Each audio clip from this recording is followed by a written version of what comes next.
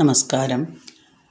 ഓം നമോ ഭഗവതേ വാസുദേവായ ധന്വന്തരേ അമൃതകലശഹസ്തായ സർവാമയ വിനാശനായ ത്രൈലോക്യനാഥായ ശ്രീ മഹാവിഷ്ണവേ നമ. ജ്ഞാനപ്പാന തുടരുന്നു. 11ാമത്തെ ഭാഗമാണ്.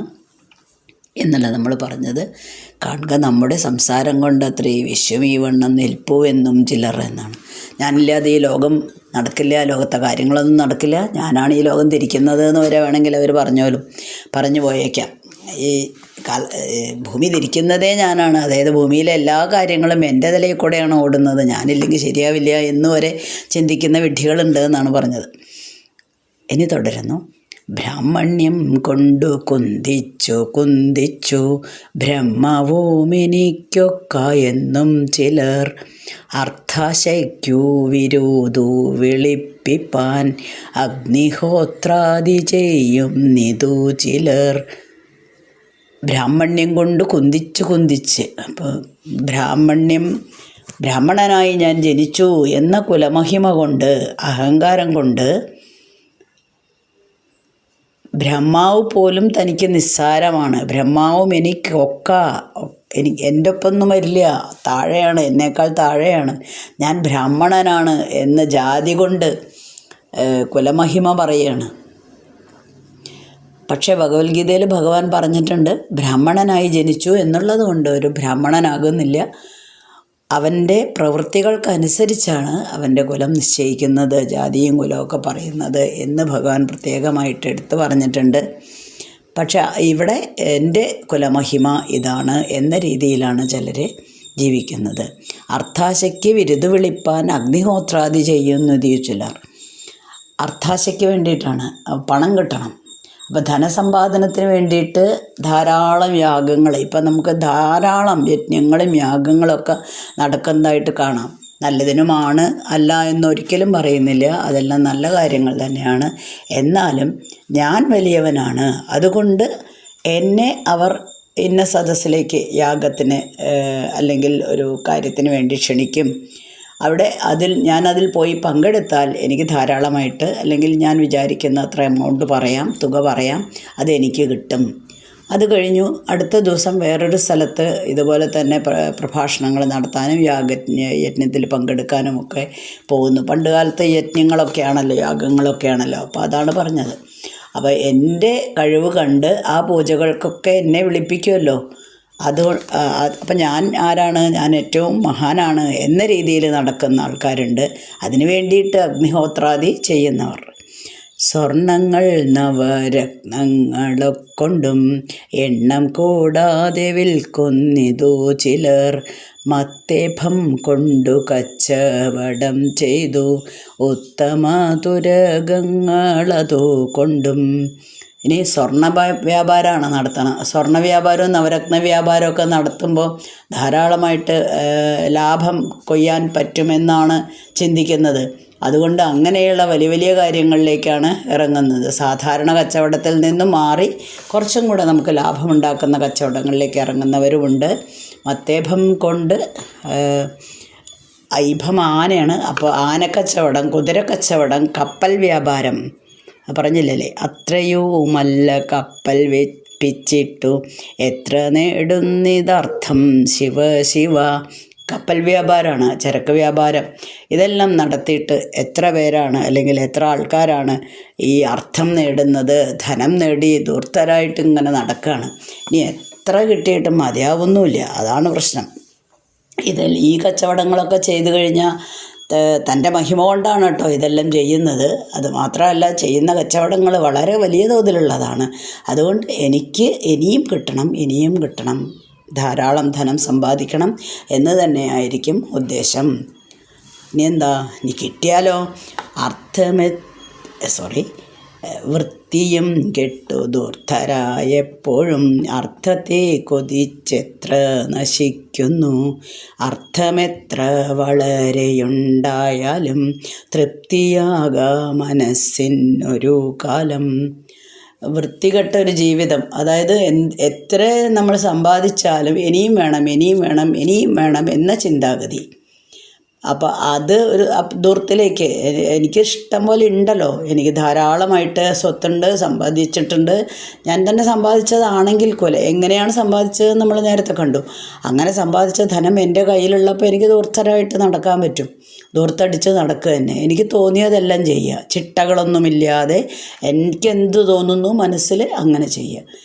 കുളി ജപം ഇതൊന്നും വേണമെന്നില്ല, വൃത്തിയും കൂടാതെ എന്നാണ് പറഞ്ഞത്. ധൂർത്തരായിട്ട് എപ്പോഴും നടക്കുന്നു. കാരണം എന്താണ്? അർത്ഥത്തെ കൊതിച്ചാണ്. അങ്ങനെ എത്ര പേര് നശിച്ചു പോകുന്നുണ്ട് എന്നാണ് കവി പറയുന്നത്. ഇനി അർത്ഥം എത്ര വളരെ ഉണ്ടായാലും തൃപ്തിയാകാം മനസ്സിനൊരു കാലം. നമ്മൾക്ക് എത്ര കിട്ടിയാലും മതിയാവാത്ത കാര്യമാണ് അല്ലെങ്കിൽ സാധനമാണ് സ്വത്ത്, സമ്പാദ്യം. എത്ര എത്ര എത്ര കിട്ടിയാലും കോടിക്കണക്കിന് സ്വത്ത് നമ്മുടെ കയ്യിലുണ്ടെങ്കിലും നാളെ നമുക്കൊരു 50 ലക്ഷം കിട്ടുമെന്ന് പറഞ്ഞാൽ നമ്മൾ അങ്ങോട്ട് പോരട്ടെ എന്നേ വിചാരിക്കുള്ളൂ. അല്ലാണ്ട് എനിക്ക് വേണ്ട എന്ന് പറഞ്ഞ് കൊടുക്കുക പോലുമില്ല. മറ്റുള്ളവർക്ക് കൊടുക്കാനുള്ള ഒരു മനസ്ഥിതി പോലും ചിലപ്പോൾ കാണിക്കില്ല.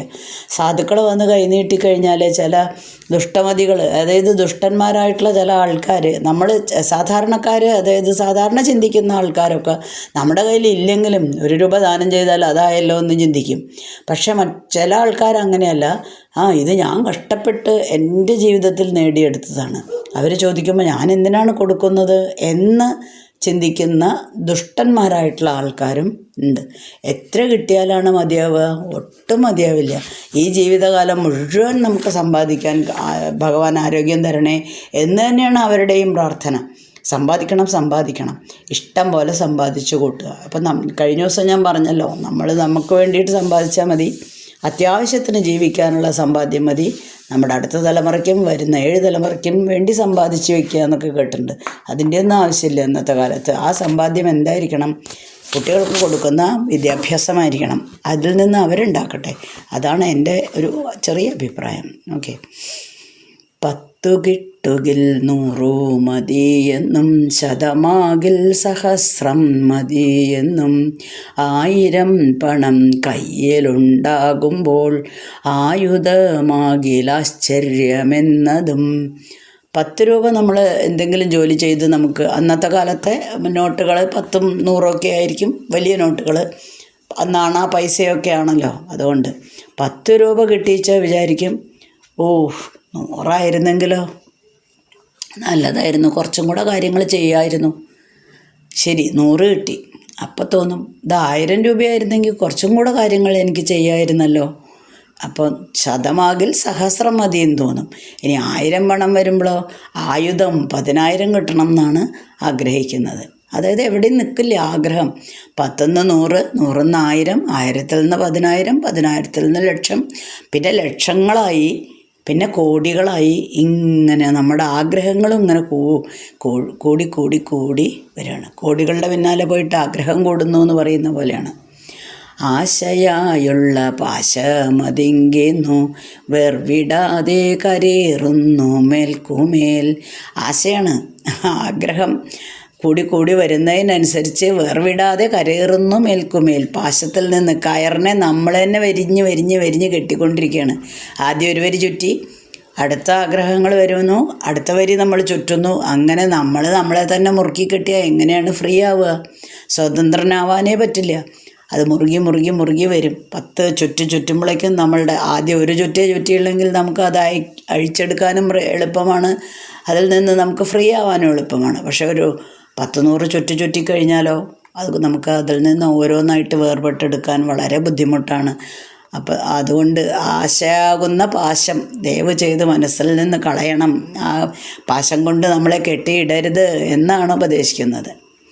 സത്തുക്കൾ ചെന്നിരുന്നാലയർത്ഥത്തിൽ സ്വൽപ്പമാത്രം കെടാ ചില ദുഷ്ടന്മാർ, ചത്തുപോം നേരം വസ്ത്രമതുപോലും ഒത്തിട കൊണ്ടുപോവാനൊരുത്തർക്കും, പശ്ചാത്താപമൊരെള്ളോളമില്ലാതെ വിശ്വാസപാതകത്തെ കരുതുന്നു. ദുഷ്ടന്മാർ സത്തുക്കൾ ചെന്നിരിക്കുന്ന സ്ഥലത്ത് ആ അർത്ഥത്തിൽ, അതായത് ഇപ്പം നേരത്തെ പറഞ്ഞല്ലോ, നല്ല ആൾക്കാരാണ്, ശ്രേഷ്ഠന്മാരാണ്, സമ്പാദിച്ചിട്ടൊക്കെ ഉണ്ടെങ്കിലും സ്വല്പം മാത്രം കിടക്കൊടാ ചില ദുഷ്ടന്മാർ. നേരത്തെ പറഞ്ഞ വരി തന്നെയാണ്. എത്ര മറ്റുള്ളവർ വന്ന് ചോദിച്ചാലും ഞാൻ കൊടുക്കുന്നില്ല. കാരണം എന്താണ്, ഞാൻ കഷ്ടപ്പെട്ട് സമ്പാദിച്ചതാണല്ലോ. അപ്പോൾ അത് മറ്റുള്ളവർക്ക് കൊടുക്കാനുള്ളതല്ല എന്ന രീതിയിലാണ് പെരുമാറുന്നത്. ഇനി നമ്മളതിൻ്റെ സത്യാവസ്ഥ മനസ്സിലാക്കണം. ചത്തുപോകും നേരം വസ്ത്രം അതുപോലും ഒത്തിട കൊണ്ടുപോകാൻ ഒരുത്തർക്കുന്നതാണ്. മരിച്ചു കിടക്കുമ്പോൾ ചില ആൾക്കാർ വസ്ത്രം പോലും അതിൻ്റെ മേലിൽ നിന്ന് മാറ്റും. ചില സ്ഥലങ്ങളിലൊക്കെ അങ്ങനെയാണ്, ബോഡി കുളിപ്പിക്കലും അങ്ങനെയൊക്കെ ഉണ്ട്. ഇനിയിപ്പോൾ അഥവാ ഇട്ട ഒരു ഡ്രസ്സല്ലാതെ മറ്റൊന്നും തന്നെ അവർക്ക്, എൻ്റെ കയ്യിൽ കുറേ സ്വത്തുണ്ട്, ഞാൻ ഈ പേഴ്സ് കൈ പിടിക്കട്ടെ, അല്ലെങ്കിൽ ബുദ്ധിമുട്ടാണ്, അല്ലെങ്കിൽ എൻ്റെ കാതിലും കഴുത്തിലൊക്കെ ധാരാളം സ്വർണം കഴിഞ്ഞ ദിവസം വരെ ഉണ്ടായിരുന്നു, ഇന്നലെ വരെ ഇട്ടതാണ്, ഇന്ന് ഞാൻ പെട്ടെന്ന് മരിക്കുന്നു, എന്നാൽ ഞാനിതൊക്കെ കെട്ടിപ്പിടിക്കട്ടെ എന്നൊന്നും വിചാരിക്കാൻ പറ്റില്ലല്ലോ. അതൊരു ബോഡിയായിട്ട് അവിടെ കിടക്കും, ജഡശരീരമായിട്ട് അവിടെ കിടക്കും. അപ്പോൾ ഇതൊന്നും നമുക്ക് കൊണ്ടുപോകാൻ പറ്റില്ല എന്നുള്ള ഒരു എന്താ പറയുക, ഒരു ലോക തത്വം നമ്മളെല്ലാവരും മനസ്സിലാക്കേണ്ടതാണ്. നമുക്കൊന്നും, എന്തൊക്കെ നമ്മൾ നാളേക്ക് വേണ്ടിയിട്ട് സമ്പാദിച്ച് കൂട്ടുന്നോ അതെല്ലാം വിഡ്ഢിത്തരമാണ് ഒരു കണക്കിന്. നമ്മളിങ്ങനെ സമ്പാദിക്കുന്നതിൻ്റെ ഇടയിലായിരിക്കും നമ്മളെ പിടിച്ച് അവിടെ കിടത്തുന്നത്. അതുകൊണ്ട് അതെങ്കിലും മനസ്സിലാക്കുക, ഒരു വസ്ത്രം പോലും നമുക്ക് കൊണ്ടുപോകാൻ പറ്റില്ല. പശ്ചാത്താപം ഒരെള്ളോളമില്ലാതെ വിശ്വാസവഞ്ചന ചെയ്യുന്ന ആൾക്കാരുണ്ട്. സത്യമൊന്നുമില്ല അവർക്ക്. ഇനിയിപ്പോൾ അഥവാ തെറ്റ് ചെയ്താലും, ഒരു തെറ്റ് നമ്മൾ ചെയ്തു കഴിഞ്ഞാൽ സോറി കേട്ടോ, എന്നിൽ നിന്ന് വന്ന തെറ്റാണ് അത് എന്ന് പറയുന്നതിന് ഒരു ബുദ്ധിമുട്ടുമില്ല. പക്ഷേ ഞാൻ ചെയ്തതാണ് ശരി, നിങ്ങൾ ചെയ്തത് തെറ്റാണ് എന്ന് വാദിക്കുകയാണ് അവർ ചെയ്യുള്ളൂ. അതിനുവേണ്ടി സത്യത്തെ ത്യജിക്കും എന്നാണ് പറയണത്. കാരണം ഞാൻ പറഞ്ഞത് മാത്രമാണ് ശരി എന്ന വാദത്തിൽ ഉറച്ചു നിൽക്കും. മറ്റുള്ളവർ പറയുന്നതൊക്കെ തെറ്റാണ്. വിത്തത്തിലാശ പറ്റുക ഹേതുവായി സത്യത്തെ ത്യജിക്കുന്നു ചിലരഹോ. സത്യമെന്നതോ ബ്രഹ്മമതോ തന്നെ സത്യമെന്നോ കരുതുന്നു സത്തുക്കൾ. നല്ല മനുഷ്യർക്ക് അറിയാൻ എന്താണ് സത്യം എന്ന് പറയുന്നത്. ബ്രഹ്മം മാത്രമാണ് ഈ ലോകത്ത് സത്യം, ബാക്കി ഒന്നും തന്നെ സത്യമല്ല. അത് മനസ്സിലാക്കുന്നുണ്ട് സത്തുക്കൾ, നല്ല ആൾക്കാർ. മറ്റുള്ളവരോ നേരത്തെ പറഞ്ഞല്ലോ, വിത്തത്തിൽ ആശ പറ്റുക വേണ്ടിയിട്ട്, അല്ലെങ്കിൽ പശ്ചാത്താപമില്ലാതെ ജീവിക്കുന്നു. സത്യം മാത്രമാണ് ബ്രഹ്മമെന്ന് സത്തുക്കൾ മനസ്സിലാക്കുന്നു. വിദ്യ കൊണ്ടറിയേണ്ടതറിയാതെ വിദ്വാനെന്നു നടിക്കുന്നിതു ചിലർ. നമുക്ക് കിട്ടുന്ന അറിവ് നമ്മൾ പ്രാക്ടിക്കലായിട്ട് അത് ഉൾക്കൊള്ളും കൂടെ വേണം, അതിനനുസരിച്ച് ജീവിക്കുകയും വേണം. ഇതൊന്നും ഇല്ലാതെ വിദ്യ കൊണ്ട് എന്താണോ ഉദ്ദേശിക്കുന്നത് എന്നത് അറിയാണ്ട് വിദ്വാനെന്ന് നടിക്കുന്നു, എനിക്കെല്ലാം അറിയാം എന്ന ഭാവത്തിൽ ജീവിക്കുന്നു. കുങ്കുമത്തിൻ്റെ ഗന്ധമറിയാതെ കുങ്കുമം ചുമക്കും പോലെ ഗർദഭം. കഴുത തൻ്റെ പുറത്ത് എന്താണ് ചുമക്കുന്നത് എന്ന്, ഭാണ്ഡക്കെട്ടിൽ എന്താണ് എന്നറിയുന്നില്ല. കുങ്കുമാണെങ്കിലും ശരി, വിഴുപ്പ് വസ്ത്രങ്ങളാണെങ്കിലും ശരി, എന്തായാലും ചുമക്കും. അപ്പം അതുകൊണ്ട് കുങ്കുമം എന്താണ് എന്നോ, കുങ്കുമത്തിൻ്റെ ഗന്ധം പോലും അറിയാതെ കുങ്കുമം ചുമക്കുന്നു. എന്താണോ തന്നിലെ, നമ്മളിപ്പോൾ ഇതിൻ്റെ കാര്യം എടുക്കേണ്ട ആവശ്യമില്ല, നമ്മൾ എന്താണ് വിദ്യ കൊണ്ട് അറിയേണ്ടത് എന്നറിയാതെ ജീവിക്കുന്നു എന്നാണ് അർത്ഥം. കൃഷ്ണ കൃഷ്ണ നിരൂപിച്ചു കാണുമ്പോൾ തൃഷ്ണ കൊണ്ടേ ഭ്രമിക്കും നീതൊക്കെയും.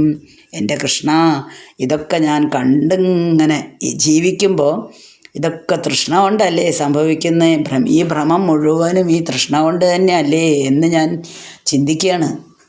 കഷ്ടം, മനുഷ്യരിങ്ങനെ ആയല്ലോ എന്നുള്ളതാണ്. അപ്പം പല വിധത്തിലുള്ള അക്രമങ്ങളും ചെയ്ത് ജീവിക്കുന്നവരെ പറ്റിയൊക്കെ ചിത്രീകരിച്ചു. അതിനുശേഷം നമ്മളുടെ വിദ്യാഭ്യാസം എന്തിനു വേണ്ടിയാണ് എന്ന് പോലും മനസ്സിലാക്കാതെ നമ്മൾ വെറുതെ സമയം കളയാണ്. പഠിച്ചിട്ട് എന്താ കാര്യം, ഒന്നുമില്ല എന്നൊരവസ്ഥയിലേക്കാണ് നമ്മൾ നീങ്ങുന്നത്. അപ്പോൾ ഇനി വേദങ്ങളോ ഉപനിഷത്തുക്കളൊക്കെ സാഹിത്യമാക്കിയിട്ട് സത്വഗുണിയായിട്ട് ജീവിക്കാനുള്ള സമയമൊന്നും കണ്ടെത്താതെ മറ്റു കാര്യങ്ങൾക്ക് വേണ്ടിയിട്ട് ഒരറിവ് നേടിയെന്ന് വെറുതെ നടിച്ചിട്ട് കാര്യമില്ല. ആ അറിവ്, ഏതറിവാണെങ്കിലും, അത് സയൻസ് ആണെങ്കിലും മറ്റു കാര്യങ്ങളായാലും ആധ്യാത്മികമാണെങ്കിലും, അത് ഞാൻ പഠിച്ചു എന്ന് പറഞ്ഞ് നടക്കുന്നു. അപ്പോൾ എനിക്ക് ഞാനതൊക്കെ പഠിച്ചിട്ടുണ്ട് കേട്ടോ. നാരായണീയം വായിച്ചിട്ടുണ്ട്, ഗീത വായിച്ചിട്ടുണ്ട്, മഹാഭാരതം മുഴുവനായിട്ട് അറിയാം, രാമായണം അറിയാം, വേദങ്ങളൊക്കെ ഞാൻ വായിച്ചിട്ടുണ്ട്, എല്ലാ പുരാണങ്ങളും വായിച്ചിട്ടുണ്ട്. എങ്ങനെയൊക്കെ പറഞ്ഞ് നടക്കുന്ന ആൾക്കാരുണ്ടാവും, അതിൽ നിന്നുള്ള തത്വങ്ങളൊന്നും ഉൾക്കൊണ്ടിട്ടും ഉണ്ടാവില്ല. അപ്പോൾ അതിൽ ആ തത്വങ്ങൾ പ്രാവർത്തികമാക്കാതെ അറിവെനിക്കുണ്ട്, എനിക്ക് ധാരാളം അറിവുണ്ട് എന്ന് നടിച്ച് ജീവിക്കുന്നു. മറ്റു ചിലരാണെങ്കിലോ ഈ തത്വങ്ങളെല്ലാം ധനസമ്പാദനത്തിന് വേണ്ടിയിട്ടും ഉപയോഗിക്കുന്നു. അപ്പോൾ ഇത് തൃഷ്ണ കൊണ്ട് മാത്രമല്ലേ എന്നാണ് ചോദിക്കുന്നത്. വീണ്ടും തുടരുന്നു, അടുത്ത ദിവസം വായിക്കും. ഓക്കെ. അസ്മിൻ പരാത്മന്നനുപാത്മകൽപ്പേ ത്വമിത്തമുത്ഥാപിതപത്മയോനി അനന്തഭൂമാമരോഗരാശിം നിരുന്ധിവാദാലയവാസ വിഷ്ണോ.